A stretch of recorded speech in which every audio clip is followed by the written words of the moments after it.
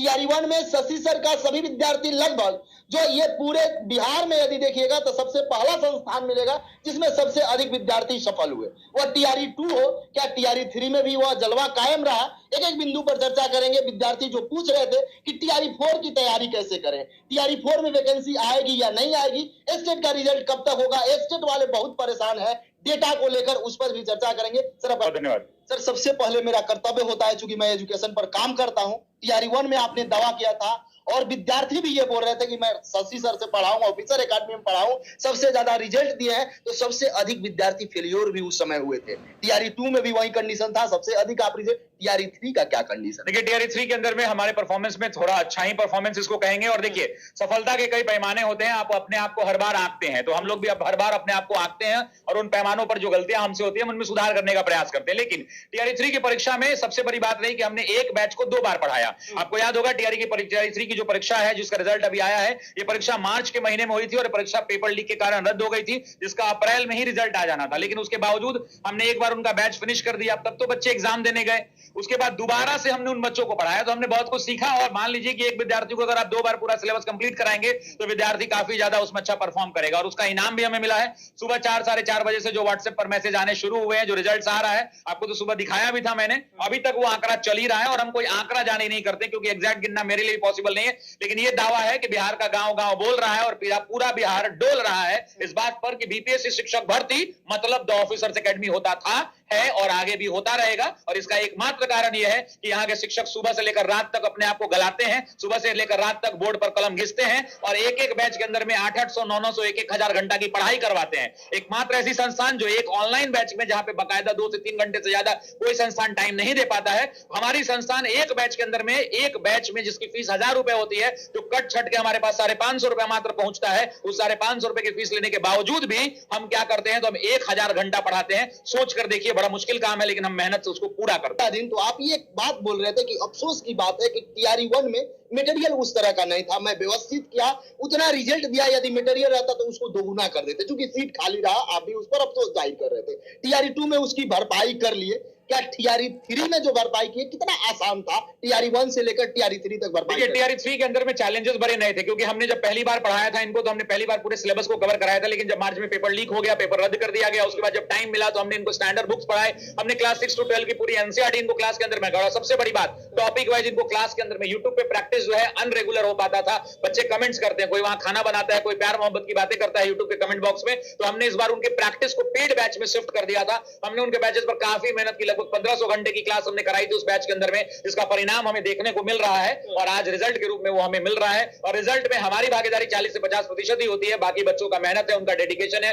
उनके माँ बाप का प्यार है, उनके मोहब्बत है, जिस मेहनत मोहब्बत से वो कलम घिसते हैं, अंततः वो सफलता तक उनको ले जाती है। विद्यार्थी कमेंट बॉक्स में यही कमेंट कर रहे हैं कि आप इतना मेहनत कर दे रहे हैं कि कट ऑफ बढ़ जा रहा है। कट ऑफ बढ़ने का एक रीजन आप भी है, कभी एनसीईआरटी रिवाइज कराते हैं तो कभी एससीईआरटी पढ़ाते हैं, कहीं से आए छूटे नहीं, वो चाहे लुसेंट हो, कोई बुक हो, कोई प्रैक्टिस सेट हो। क्या इस बार क्या कर रहे हैं? इस बार हमने जो है, इस बार इसके पहले हमारा रिकॉर्ड है, हमने अभी 24 घंटे लगातार लाइव पढ़ाए हैं। इस बार जो टीआरई 4 की परीक्षा होगी, इसके अंदर में हम एनसीईआरटी को पूरा क्लास के अंदर में कंप्लीट करा रहे हैं, एससीईआरटी की क्लास पूरी कंप्लीट करा रहे हैं और कांस्टेबल के एग्जाम से लेकर आईएएस के एग्जाम तक जो टॉपिक वाइज क्वेश्चंस उनको पूछे गए हैं, वो उनको पेड बैचेस के अंदर में हम लोग कवर करा रहे हैं, प्लस स्टैंडर्ड बुक्स कवर करा रहे हैं, टेस्ट सीरीज उनको पूरा दे रहे हैं और उसके अलावा जो टीचर के लेक्चर्स हैं, उन लेक्चर्स तो उनको मिल ही रहे हैं। तो इस बार कॉम्पैक्ट बैच मिल रहा है, पैसा उतना ही ले रहे हैं 999 रुपया, लेकिन उनको एक बैच के बदले 3 बैच दे रहे हैं कि तुम पढ़ लो भाई। क्योंकि देखो यार, इस बात को समझिए कि बच्चा बड़ी मुश्किल से वो पैसा जमा कर पाता है। ठीक है, 1000 रुपए किसी के लिए कोई वैल्यू नहीं रखती है, हो सकता है कोई एक रात, और मैक्सिमम लोग खर्च कर देते हैं, लेकिन चूंकि वो पैसा एजुकेशन के लिए खर्च हो रहा है तो उसका उसको इनाम मिलना चाहिए। बढ़ाइएगा नहीं ना? पहले ही पूछ रहे, फी बढ़ाइएगा नहीं? फीस बढ़ेगा नहीं, लेकिन ये लास्ट होगा, क्योंकि इसके बाद बढ़ाना हमारी मजबूरी हो जाएगी, क्योंकि टैक्सेस बहुत लगते हैं। आप समझिए 18% जीएसटी होता है, 25% कॉर्पोरेट टैक्स देना पड़ता है जिसको इनकम टैक्स कहते हैं, फिर 4% उसके ऊपर से एजुकेशन सेस देना पड़ता है, लगभग 48%, 48.5% हमें टैक्स देना पड़ता है, प्लस सर्वर कॉस्ट होता है हमारा। तो जो बच्चा 1000 रुपए फीस देता है, हमारे पास वो मुश्किल 502 या 503 रुपए ही पहुंचता है। लेकिन उससे कोई बात नहीं है, बात इस बात से है कि बच्चों के सपने पूरे हो रहे हैं और हम उसके लिए लगातार प्रयास कर रहे हैं। और इस बार टीआरई 4 के अंदर में टीआरई 1 का एक्सपीरियंस, 2 का एक्सपीरियंस और उसमें 3 का 2 बार का एक्सपीरियंस काम देगा। और टीआरई 4 में जो बचा कुचा 2 4 10 को स्कूल बिहार में छूट गया होगा, उस पर भी वो झंडा लहराएगा जिसका नाम होगा द ऑफिसर्स एकेडमी का झंडा, क्योंकि हमारे पढ़ाए हुए बच्चे वहां शिक्षक की भूमिका में होंगे और वो पूरे बिहार की तकदीर और तस्वीर को बदलेंगे। और याद रखिएगा, ये जो पीढ़ियां जा रही हैं स्कूलों के अंदर में, ये पीढ़ियां या तो बिहार को इतनी ऊंचाइयों तक लेके चली जाएंगी कि पूरा बिहार, पूरा देश जो बिहार के ऊपर हीन भावना से देखता है कि इनके सरकारी विद्यालयों की सिस्टम अच्छी नहीं है, ये उनके मुंह पर एक बड़ा तमाचा कसेंगी। क्योंकि ये युवा पीढ़ी जो जा रही है, ये मेहनत से पढ़ाएगी। आने वाले लगभग हर बच्चे का एवरेज एज 30 साल होगा। 30 साल की नौकरी होगी इनके पास करने को।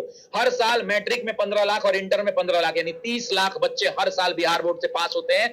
30 साल अगर टीचर नौकरी करता है, 9 करोड़ बच्चों का वो भविष्य गढ़ेगा। 9 करोड़ परिवार वही परिवार होंगे आने वाली पीढ़ियां जो बिहार की बदल जाएंगी। तो इनके ऊपर बड़ी जिम्मेदारियां हैं और अगर हम लोग इनको कमजोर करके भेजेंगे तो काम नहीं चलेगा। इसलिए ठोक बजा के भेजेंगे और इनको सफलता तक पहुंचाएंगे। मजबूत करने के लिए आप बीपीएससी ऑफिस गए और ऑफिस में पहला प्रश्न आपने ये किया था कि सिलेबस जारी हो, क्योंकि एक ऑप्शन होता है बीपीएससी के पास सिलेबस का, सिलेबस नहीं दिया जाता है। क्या बीपीएससी टीआरई 4 में सिलेबस दिया जाएगा? और एक बात मैं बता दूं, जो भी व्यूअर देख रहे हैं, स्टेट पर भी बात करेंगे, डेटा जो आउट हो चुका है, डिलीट हो चुका है, उसका क्या है, और एक चर्चा करेंगे क्या जिस तरीका से टीआरई 3 का रोस्टर कम हुआ, क्या टीआरई 4 की वैकेंसी कम की जाएगी या जो शिक्षा मंत्री बोले हैं उतना वैकेंसी रहेगा, क्या उसका डेटा है, उस पर भी बात करेंगे। सर, क्या उम्मीद है इस बार सिलेबस दिया जाएगा या नहीं? देखिए, सिलेबस की जहां तक बात है, अभी बिहार बीपीएससी पूरे भारत के अंदर में बीपीएससी ने सबसे पहली बार ये पहल की। अभी बीपीएससी के चेयरमैन सर ने हमें बिल्कुल इन्विटेशन कार्ड भेजा। पटना और बिहार के जो जाने माने 10-15 शिक्षक थे उनको बुलाया गया था। मैं भी उस बैठक में था। जब बातचीत चल रही थी, जब माइक मेरे पास आई तो मैंने 3-4 बड़ी बातें कही थी। मैंने कहा था कि भाई वहां पे कि बीपीएससी के सिलेबस का जो सेगमेंट है वेबसाइट के ऊपर में, वहां टीआरई का सिलेबस नहीं है, उसको अपडेट करा दिया जाए। तो कुंदन सर ने वहां पे जवाब दिया कि चूंकि हमें जो आयोग से सिलेबस मिला है उसमें कहा गया है कि एनसीईआरटी की किताबों में 9, 10, 11, 12 को फॉलो कर लेना है। तो फिर हमने कहा कि सर बच्चे बड़े अवापोह की स्थिति में रहते हैं, उसको करा दिया, जो उन्होंने नोट करके रख लिया।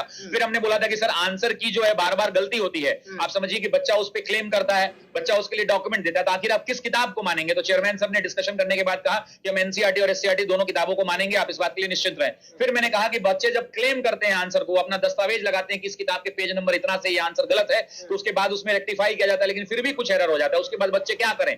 तो मैंने उनसे कहा कि सर, जब आप इन 10-15 लोगों को बुद्धिजीवी मानते हैं, बिहार का प्रतिनिधि मानते हैं, आप उम्मीद करते हैं कि इस बैठक में हो रही सारी पॉजिटिव बातों को बिहार के बच्चों तक पहुंचाएं शिक्षक, तो वैसी परिस्थिति में हम आपसे निवेदन करते हैं कि एटलीस्ट आप बच्चों को यह मौका ना दें, लेकिन सेकंड टाइम में अटेम्प्ट के लिए शिक्षकों के लिए 2 दिन का विंडो खोल दें। तो उन्होंने कहा कि नहीं, सबके लिए भी कर सकते हैं। उन्होंने बड़ा पॉजिटिव होकर बात किया। फिर हमने डॉक्यूमेंट वेरिफिकेशन के ऊपर वहां पे बात किया, तो बोले कि हमने 12-13 परीक्षाएं अभी हाल फिलहाल ली हैं और उन परीक्षाओं में ऐसी व्यवस्था की है, तो संभव है कि करा ले, लेकिन चूंकि संख्या बहुत बड़ी है तो उन्होंने क्लियरली उस पर कुछ बोला नहीं।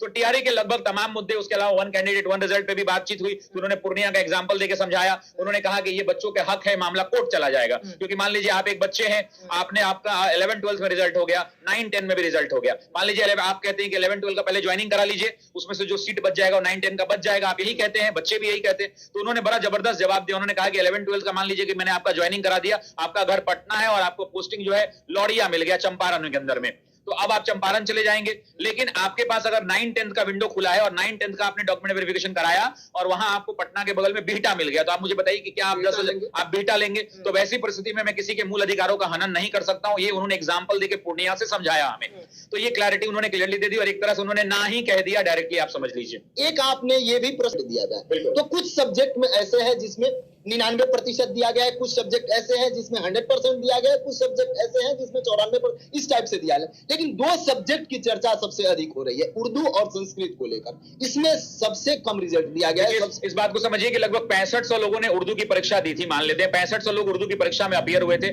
6500 लोग परीक्षा दे रहे हैं और 5600 सीट था। मतलब लगभग उसमें से सबका नौकरी हो जाना था 800-900 को छोड़कर, लेकिन रिजल्ट आया 3000 लोगों का। तो उसमें हो सकता है कि मिनिमम क्वालिफाइंग वाला कुछ मामला रह गया हो।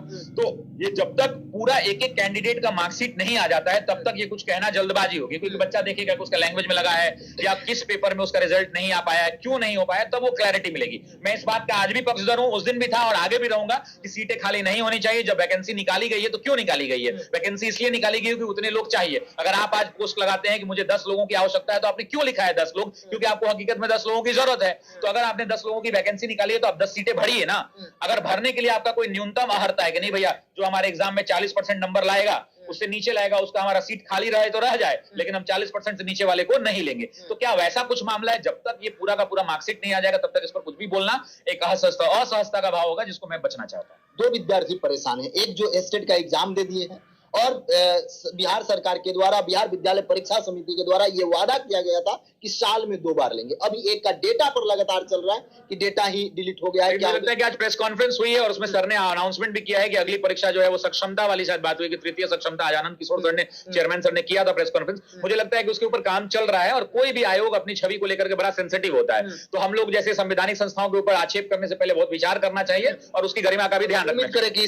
लेकिन भाई बहुत ऑब्वियस सी बात है, उनके लिए भी तो चैलेंजेस है, उनको भी तो दिख रहा है कि लोग हम पर विचार करेंगे, लोग हमसे क्वेश्चन करेंगे, उनको भी दिख रहा है। तो डेफिनेटली हमें थोड़ा और इंतजार करना चाहिए, लेकिन इंतजार कब तक होगा? मान लीजिए टीआरई 4 की वैकेंसी आ गई, तब तक बच्चे तो रुकेंगे नहीं, क्योंकि टीआरई 4 से पहले किसी भी हालत में रिजल्ट आना चाहिए था, क्योंकि बहुत सारे बच्चे उसी का इंतजार कर रहे हैं, उसी बेसिस पर टीआरई 4 के अंदर में परीक्षा देंगे। तो वैसी परिस्थिति के अंदर में बिल्कुल टीआरई 4 से पहले आ जाना चाहिए। मैं इस बात पर छात्रों के साथ खड़ा हूं कि भाई टीआरई 4 से पहले स्टेट का रिजल्ट आ जाना चाहिए। जिस तरीका से वेरिएशन 1 to 5, 6 to 8 में देखा गया कि 9, 10, 11 तो क्या है कि फ्यूचर को कोई प्रेडिक्ट नहीं कर सकता है ना, हम लोग और टीआरई 1, टीआरई 2, टीआरई 3 री एग्जाम का भी अनुभव है, उस अनुभव के आधार पर उस अनुभव के आधार पर डेफिनेटली हर बार कुछ ना कुछ चेंजेस रहते हैं। एवरीथिंग इज नॉट परफेक्ट, क्योंकि इतनी बड़ी परीक्षा करानी, इस बात को समझिए कि इतनी बड़ी वैकेंसी कराना बहुत मुश्किल काम है। अमूमन वैकेंसियां क्या निकलती थी? 500, 1000, 2000, 1500, 500, 1000, यही वैकेंसियां निकलती थी जो परीक्षा बीपीएससी कराता था। मुझे नहीं लगता है कि बीपीएससी ने, जब से बीपीएससी बनी होगी आज से 50, 60, 70 साल के अपने रिकॉर्ड में, इतनी बड़ी कोई वैकेंसी मुझे जानकारी नहीं है, हो सकता है हो, लेकिन 2-2 लाख, 2.5 लाख एक साल में कहीं रिक्रूटमेंट नहीं हुआ होगा बीपीएससी की तरफ। तो नए नए चैलेंजेस है। चेयरमैन सर ने कहा भी था उस दिन कि हम लोग भी बहुत नई नई चीजें सीख रहे हैं और दिन पर दिन उसको अडॉप्ट भी कर रहे हैं,